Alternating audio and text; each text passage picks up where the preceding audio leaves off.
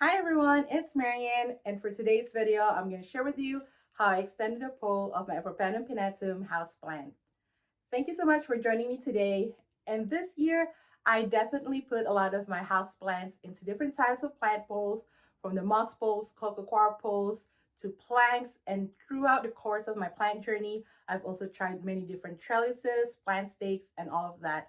So I think by now I know what kind of moss pole or plant pole works best for my houseplants. And for me, I can say it is this D-shaped moss pole that I've used for my Epipremnum Pinnatum. And I say that because for plants like this, especially for the plants that you really want to mature and grow really huge foliage, the D-shaped moss pole allow it to attach the moss pole really quickly and also gets the plants to mature really fast.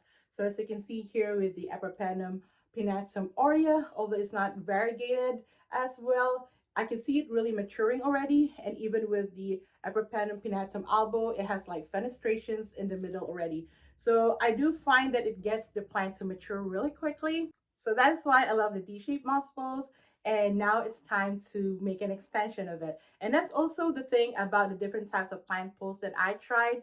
They might be great at the first setup, but it's always an issue when I have to create extensions for them.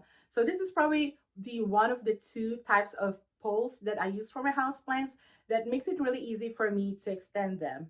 And with this one, I'm going to share with you in this video how I do it. But if you're interested in this D-shaped moss pole or any of the products I use in this video, they are linked in my Amazon store and also down in the video description. So go check it out.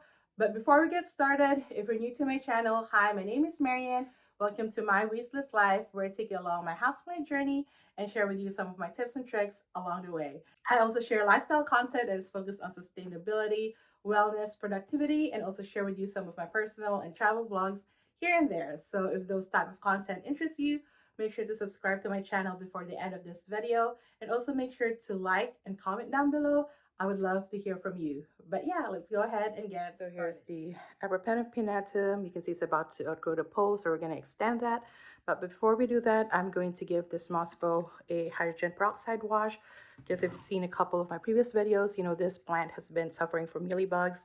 It has recovered from it since, but I did notice that there's some like mealybug presence inside the moss bowl. So just to be sure, before I extend it, I'm going to do a hydrogen peroxide flush essentially. So I'm like flushing this plant before I make any extensions on top. So this is about 3 cups of water, and I'm putting about a cup of the hydrogen peroxide. So you want to do like a 3:1, 2:1 ratio. Some do 1:1, but for me, this is more than enough. Like, it doesn't really need to be that strong.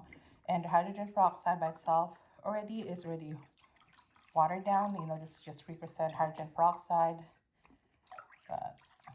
So it's really up to you, but make sure to dilute it a little bit more with water, whatever ratio you want to use. So I'm pouring the hydrogen solution onto the moss bowl from the top, and I'm just going to let it drip down all the way to the bottom. You could lie it down, I guess, and you pour it that way too if you want it to be a little bit more even, but this works just fine. Just let it sit for a few minutes, and then I'm going to do another flush, but with just water to just wash out the hydrogen peroxide of it. Here's how I prep my sphagnum moss for making my moss bowls and all of that.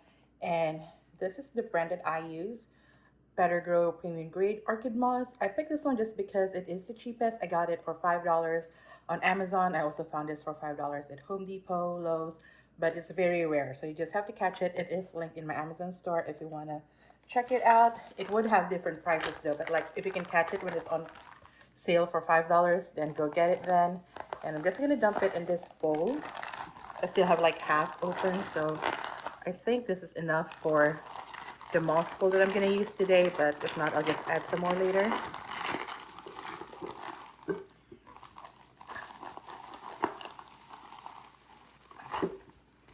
Okay, so I just get it all in there and just flop it off a bit. After that, I get boiling water and just dump it on the sphagnum moss. And I do this to kill any like bacteria, fungus gnats eggs, or any houseplant eggs that might be in there. And I'm just gonna toss it and let it cool down. So use tongs for this one because it is boiling water, and you could probably use a bit more water, but That's okay. The intention is to just like kill it. I'm gonna put a little bit more water later on, but I'm just gonna let it sit for a few minutes until the water cools down, and then I'm gonna add more water. Okay, so I added more moss and hot water to it because I am also going to pull up one of my philodendrons, and if you want to see that, go check out my shorts or my Instagram reel. But as we wait for it to cool down, we're gonna set that aside and show you the demoss bowl that I'm using. I've shared this with you before, but I don't think I really properly demonstrated how I set it up. So this is the one that I use. It's by EOX brand from Amazon. Excuse my nails. This is like the very first one that I found that is also like cheap, or the cheapest one that I found. And what it comes with is this. So this is the same exact one that I use for the Epipremnum Pinnatum. But this one comes in a pack of 4 instead of 2. I initially bought 2 because I want to see if it works out for me first before I commit to a 4-pack. So this is what comes in. It comes with a couple of Velcro tapes, which I love this Velcro tapes. And it comes with the instructions, but it's pretty much self-explanatory, and 4 of the pole itself that you have to assemble. So I'm going to take one of them over here, just like put away the other ones. So here is one of them. The instructions said, please distinguish the front and the back side of the product before installation. But it doesn't really say which is the front or back side. Like for me, I just like figured it out for myself. One thing though is to remember to pull out the film. Like this one is obvious, but like sometimes it is not. So you just have to like peel it off like that. There you go. And it is rolled up. So what I do is I just like roll it in reverse so that it would like straighten out a little bit, but just do it gently so that it doesn't have any indentations, if that matters to you, like if you want to keep it like aesthetic. So it will straighten out after you like fully install it. So what you're gonna do is like bend it on the indentations like over there, and you just like follow it. So this one you want to take time with it because you want to do it properly.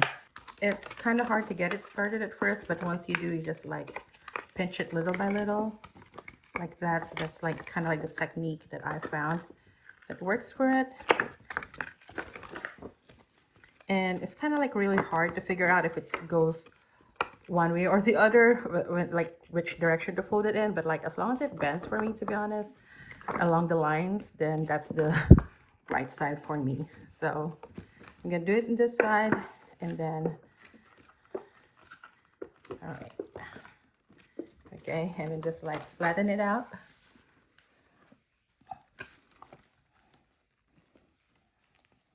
There you go. And I'm gonna do the same for the other side.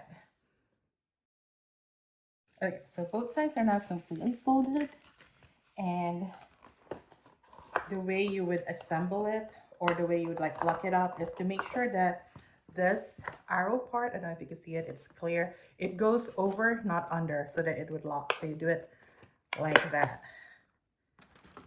But I'm not gonna lock it all the way up yet because I found that it's easier for me to put the moss first and then lock it up. So that's what I'm going to do. And let's check on the moss, see if it has cooled down. So here's the sphagnum moss. I did drain out the hot water just also to get rid of the dust. So this, and rinse it a little bit. So this one is like wet, but not like overly saturated.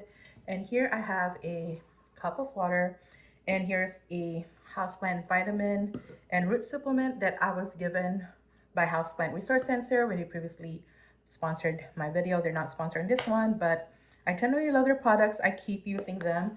And if you don't have this or anything similar, like this one is basically a root hormone, this one is basically like kind of like Super Thrive, then just use your regular fertilizer but at lower dosage.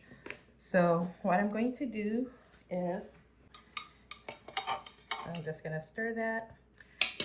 And because sphagnum moss is an inert medium, meaning it doesn't have any nutrients in it, and especially I just like doused it with hot water, so like any bacteria, good or bad, has died in it theoretically. So what I'm going to do is kind of like reintroduce or introduce for the first time some nutrients on it, and I'm just gonna do that.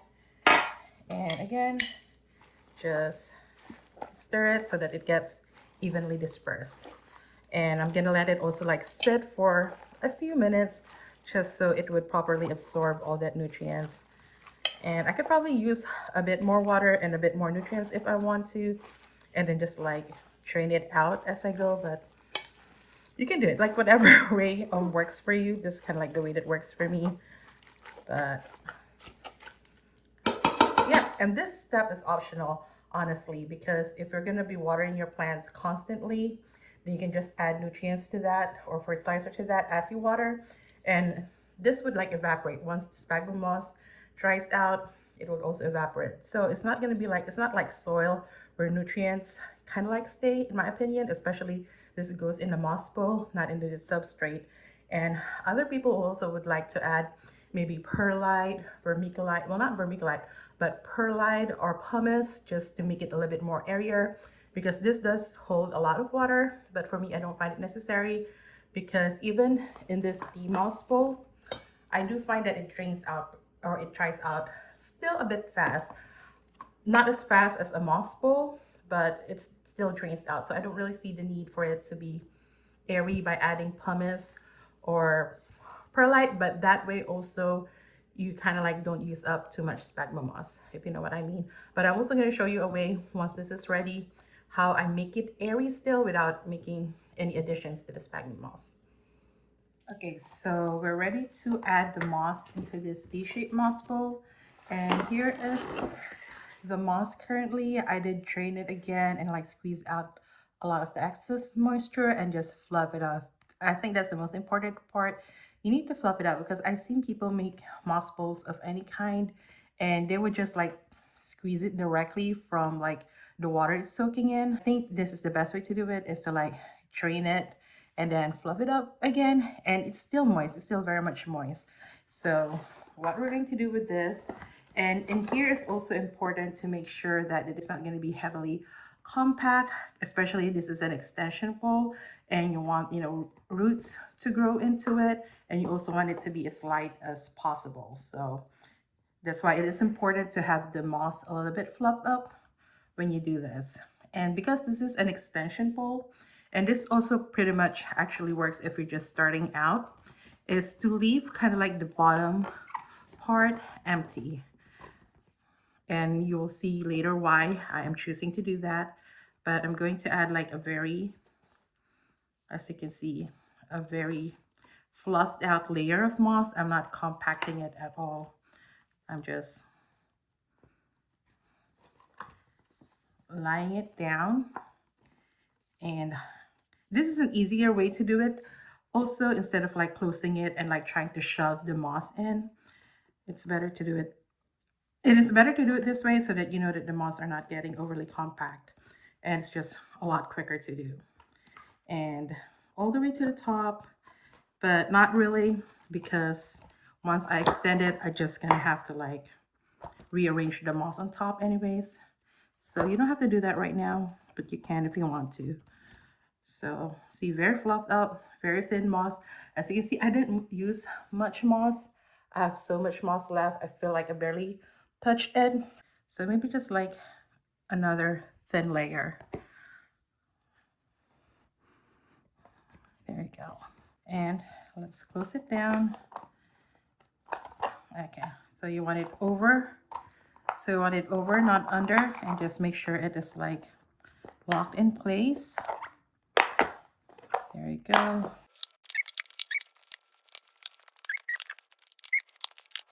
All right, and there it is.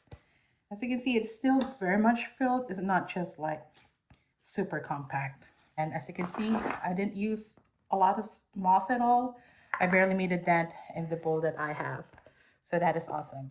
This is how I add the extension pole to the current D-shaped moss bowl the Epipremnum Pinnatum already has. As you can see, I inserted a bamboo stalk behind it just as support and also to help me attach the extension pole, but honestly it is not needed. You can do it without it. The important thing to do is to make sure that the extension pole goes in to the current pole, not out. And takes a little bit of maneuvering, but it would fit in there. And I guess this is kind of weird. The bamboo stalk does help, but not really. And as you can see, there's a gap with the moss there. So I lifted up a little bit and then added more moss and then just like place it back all in. And it's really very easy. You just have to like take time with inserting the top extension pole to the original pole. And that's pretty much it. And this is the Epipremnum Pinnatum now back inside my room. And that is the extended pole. As you can see, I did take out the bamboo because it's not really needed. It can support itself without it. But if you want it to be a little bit more secure, then do a bamboo backing or like a garden stake backing. But for me, it's secure enough. It's hard to see earlier, but this is what I mean by letting the extension pole go in instead of like over the original pole. And you probably would want to go like 2 rows or 3 rows deep. This one was like about a couple rows and a half. And yeah, so that's pretty much it. My camera on wide angles so that you can see the whole thing in frame.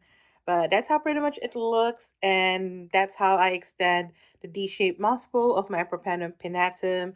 And this is the one that I also stake up in a D-shaped moss pole. If you want to see how I did it, go check out my shorts as mentioned earlier. So that's how I extended the pole of my Epipremnum pinnatum. I'm really excited for this to grow bigger and more mature leaves. And we'll see what happens when I have to extend it for the second or I guess third time. And it will be really interesting to see what happens then. But again, if you're interested in this D-shaped moss pole or any of the items that I use in this video, go check them out in my Amazon storefront. None of the products that I've used today was gifted or sponsored. I paid with them with my own money. But if you use any of my affiliate links from my Amazon store, I would earn a small commission from them from the Amazon affiliate program. Yeah, thank you so much for watching. If you like this video, please give me a thumbs up. If you're new here, please do subscribe. I come up with videos every week. And if you haven't yet, check out these videos up here until my next one. But until then, I see you. I appreciate you. Take care of yourself and each other and have a plentiful day. Bye.